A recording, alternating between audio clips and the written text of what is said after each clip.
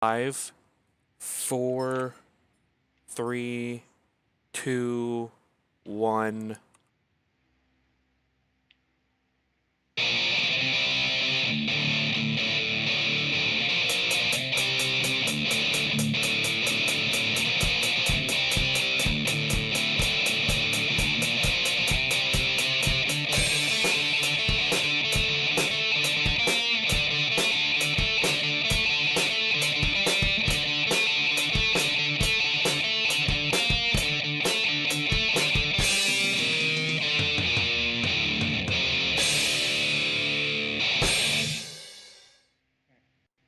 All right, welcome to another installment of the Fragments Silicon Reviews. This week we have two games. First up is Steampunk Tower 2. And you might be able to see from the footage, yeah, I was the only one who got this game. Like, so trailers it is. Steampunk Tower 2, well, kind of is what it is on the tin here, as you are directing a literal steampunk tower. It's not just a fancy name. The main method of combat in this very ridiculous world is with a literal steampunk tower, which has turrets and all sorts of guns. It's basically a tower defense game. In the end, we find out it's actually somebody's really cool hat. I'm like, it would be a very, very bad hat because it's got a point on the end. Like, the top looks like a hat. Yeah, it's like, but the thing is, like, the opening cinematic when you start a mission is this flying carrier drops the fucking tower. Oh, that's actually what's rolling now. Oh, yeah, that'd be a hell of a hat there, friend. Yeah, that's kind of what I'm saying. Like, if that's somebody's hat, they're getting a drill through the head. They're not alive for much longer to enjoy the hat. No. Like I said, this is a very ridiculous game. It does seem like an oddly a defensive installation for being deployed apparently offensively. Yeah, and it takes itself quasi seriously. Like, you can tell it's not completely on board with itself, but there's not too much in the way of, say, self-referential humor. There's a bit, but, quite frankly, I'm thankful because, quite frankly, I'm a little tired of metatextual snark just because it's everywhere. But that's kind of beside the point. So, the gameplay. Well, if you've played a tower defense game, yeah, it's that, just with the one big tower. And I suppose that could be either its greatest attribute or greatest detriment, depending on how you look at it. Because, well, here's the thing. There's not a whole lot to manage. If each side has a port for a cannon of some kind, and it can go up 5 stories. So at most, you're going to have 10 cannons. In tower defense terms, that's pretty light. Yeah, and you don't have really any choice on placement besides 10 slots, it looks like. Yeah, there is choice in placement, and weapons have different attributes and all that stuff. But it's still pretty, it's still pretty light management compared to, your average tower defense game, which is, multiple towers and sometimes even an avatar as well. How many different weapons are there that you can install, and how far can they be upgraded or anything like that? Let's see. I'm trying to remember. I think there's about 8 different types of cannons, and that's not counting unique cannons. You can go on special missions to get a unique turret. And like, I got the heavy shotgun cannon, I think, which was there was only one of these. And cannons can be upgraded to level 3, but the upgrade process is quite extensive and actually kind of ties into the larger narrative. See, in order to upgrade, say, a machine gun turret, you first need to secure the factory that makes the part. On the map, there are, there are various towns, forests, what have you, various enemy towers, which are represented missions. Anyway, the point is, you have to secure a factory, get the part build, which costs Ethereum, which is one of two currencies. Isn't that an actual cryptocurrency? That is an actual cryptocurrency, but here it's more of like a power source gem. No, that makes sense. I was just checking because I couldn't remember. Yes, Ethereum is a real cryptocurrency, but what I'm saying, it's also it's a green glowy crystal in this game. Right. And that's what you use in tandem with building things. The other is more conventional gold coins. Anyway, so you do that, you wait a minute for the part to get built and come in by train, literally by train. Once that's done, you have to put in enough scrap to upgrade it to the proper level, and then you can choose, like, there are 2 upgrade paths per level. Mm-hmm. Now, you don't have to do the part upgrade to get to the top of level 2, but you do have to do that to get to level 2, and then to level 3 as well, and it can get expensive. So there are 8 basic guns, each of which has 3 levels. In each level it branches into 2.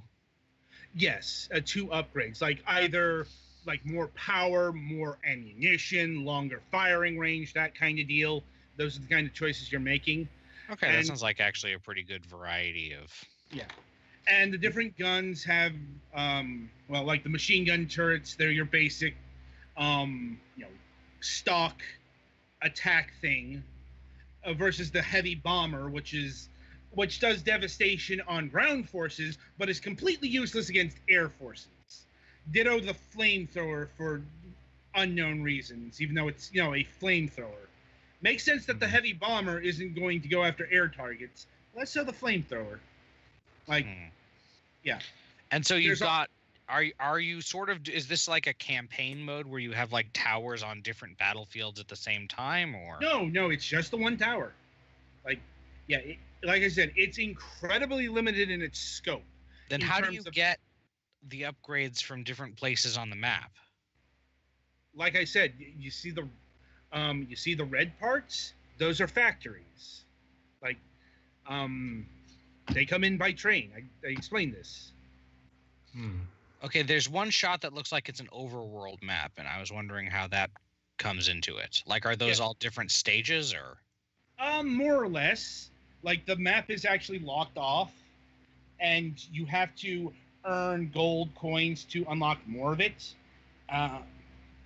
And also to spread the train station to various states and nations. Like, okay, so you're doing that, and that's how you unlock the new parts and stuff. Yeah, this is that's all the locations unlocked from the screenshot.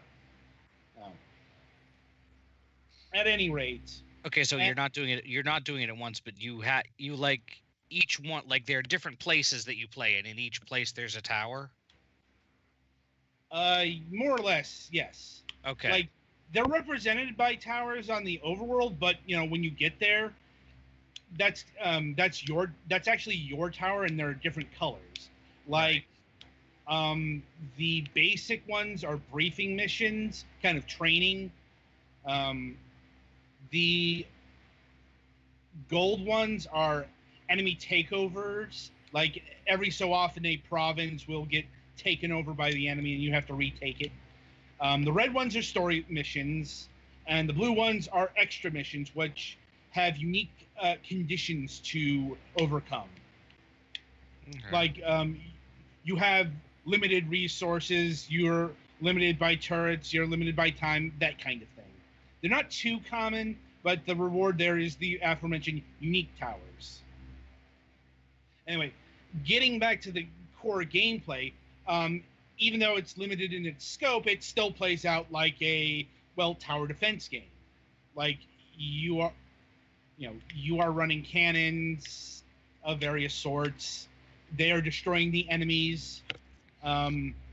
I suppose it's like if you've got all the cannon slots filled, really the only consideration you're going to give in towards those is ammunition, because everything has limited ammunition and they fill up faster if you're in the center.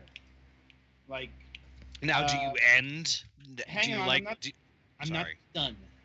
Offensively, there are more options because all of the weapons get supercharged with a blue glow, and that will come in handy against the harder units like tanks and mech suits. And there's also super weapons, screen clearing missiles, and the static and the steam eye that can all be used, sparingly. Either you have to buy the physical weapon, or you have to gather up steam.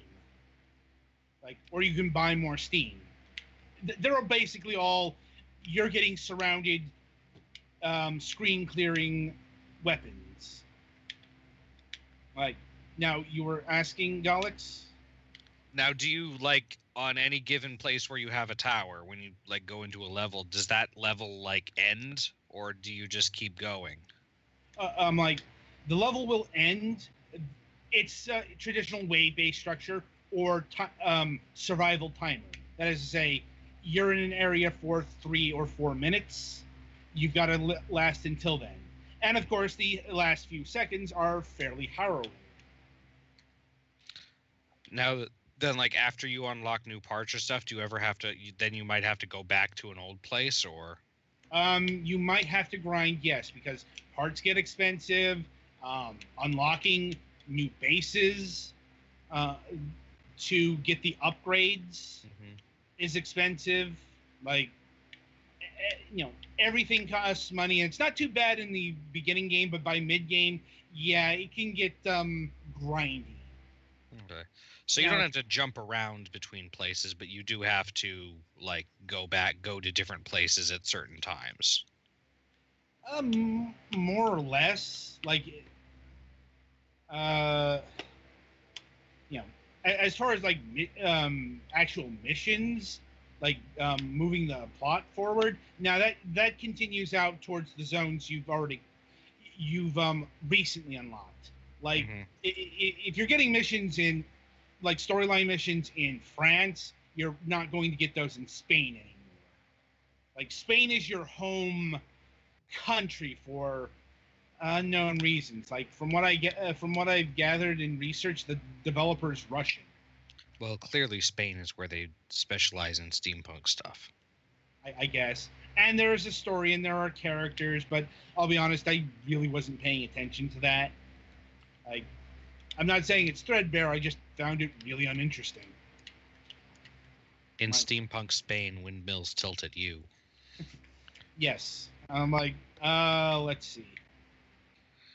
So, yeah, the graphics are fairly distinct. They are very steampunky. If you don't like this particular aesthetic, then, yeah, apply elsewhere. Honestly, I don't have too much to say about the graphics. The music, the music is a lot of war music, a lot of drums, and chant. I guess for military chanting. Mm-hmm. You know what that sounds like? Yeah. Now, is it made up language type stuff, or? I'm not too sure about that. It's definitely foreign.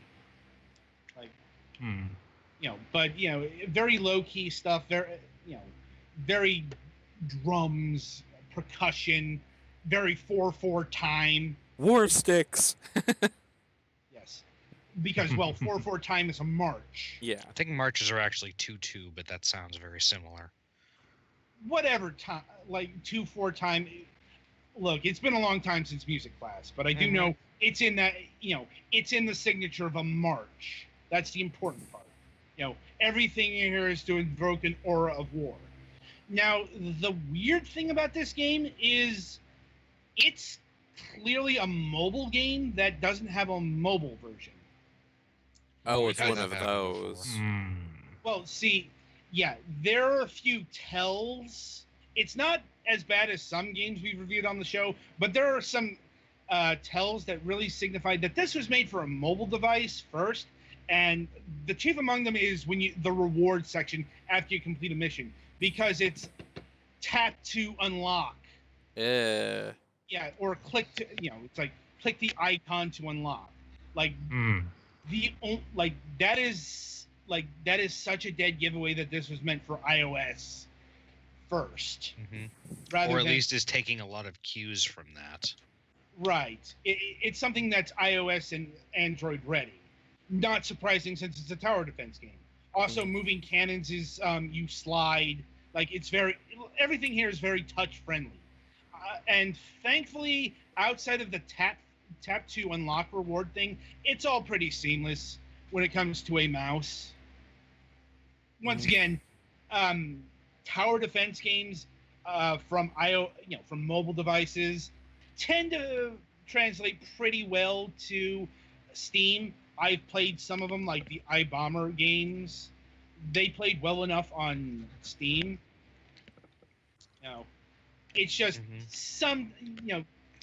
I can tell when a game has touch in mind. We've been reviewing games for a while now. So, thankfully, that's not, thankfully, in those controls do not interfere with the gameplay. Like, as far as a potential iOS or Android version, I have not been able to find any information on that. I just know that this game is probably going to be there one day because the controls are very amenable to a touchscreen play style. As you'd expect, this game looks like it could run on mobile. And fortunately, I'm pleased to report that there's no DLC or gatekeeping going on here. There's nothing to unlock in terms of in terms of stages or cannons or anything like that you have to pay real money for. It's all in-game currency. I'd imagine if this does get ported to mobile, that'll change. Because the premium app is dead. Yeah. Maybe not dead, but a game like this, oh god, it's definitely in the mold of the freemium model. Like the whole gating off countries until you get a certain amount of currency. That's very transferable to real world money. Or having to buy the upgrades, or however you do it. This game has the capacity to do it. I'm just saying, in this version, it does not have any of that. It does not have any mobile bullshit. So, that's good. Pricing. Let's see. I believe this game is running $7. Thereabouts, yeah. Yeah, that's oh no, it's $7.99. Sorry about that. So $8. I'm like, given the amount of content here, yeah, I'd say $8 is a pretty good, if unusual, price to see. Like, it's not Pixel Junk Monsters or Defense Grid, but it's also not Field Runners or iBomber either. Like, yeah, given what's on display here, I'd say $8 is pretty good, unless you're somebody who's put off by the whole just managing one tower instead of managing, many towers out in a field kind of gameplay. Like, any final questions from the crew here? It looks like a game. Yeah, it looks fun enough. It does. I don't know how long I'd keep playing it, but I guess that depends on how interesting the campaign is. Yeah, I'll admit I was kind of getting bored there in the before I ran out of time. It's like this is kind of what I was talking about in terms of the one tower being very simple to manage, but its evolution is very slow and and too slow for my taste. Like, but it's a solid enough game. So 7 out of 10 on the arbitrary rating scale, if we have to use one of those. All right, so that'll about do it for Steampunk Tower 2. Be sure to tune in after the break as we talk about City of Brass. And until then, I do wish you good gaming.